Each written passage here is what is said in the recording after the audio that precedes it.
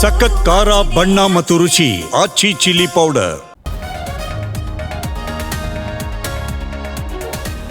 ದರೋಡೆಕೋರರ ಬಗ್ಗೆ ಇಂಚಿಂಚು ಮಾಹಿತಿ ಸಂಗ್ರಹ, ಕಳ್ಳರನ್ನ ಬಿಡುವ ಮಾತೇ ಇಲ್ಲ. ಬೆಂಗಳೂರಲ್ಲಿ ಗೃಹ ಸಚಿವ ಪರಮೇಶ್ವರ್ ಹೇಳಿಕೆ.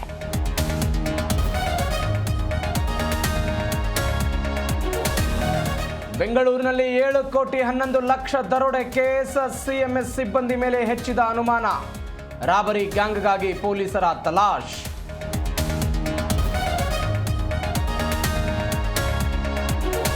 ಕಸ ಗುಡಿಸುವ ಯಂತ್ರಕ್ಕೆ 613 ಕೋಟಿ ರು ಬಾಡಿಗೆ, ದುಂದು ವೆಚ್ಚ ಮಾಡಬೇಡಿ ಎಂದು ವಿಪಕ್ಷಗಳ ಕಿಡಿ. ಸರ್ಕಾರದ ವಿರುದ್ಧ ಜಾಲತಾಣಗಳಲ್ಲಿ ಟೀಕೆ. ಧರ್ಮಸ್ಥಳದಲ್ಲಿ 106 ಶವ ಹೂತಿಟ್ಟ ಕೇಸ್, ಇವತ್ತು ಕೋರ್ಟ್ಗೆ ಎಸ್ಐಟಿ ಚಾರ್ಜ್ ಶೀಟ್ ಸಾಧ್ಯತೆ. ಸಿಎಂ ಗೃಹ ಸಚಿವರ ಜೊತೆ ಪೊಲೀಸರ ಸಭೆ.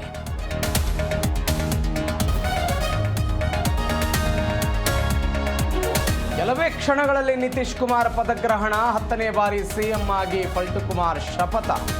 ಪ್ರಧಾನಿ ಮೋದಿ, ಅಮಿತ್ ಶಾ ಸೇರಿ ಗಣ್ಯರು ಭಾಗಿ.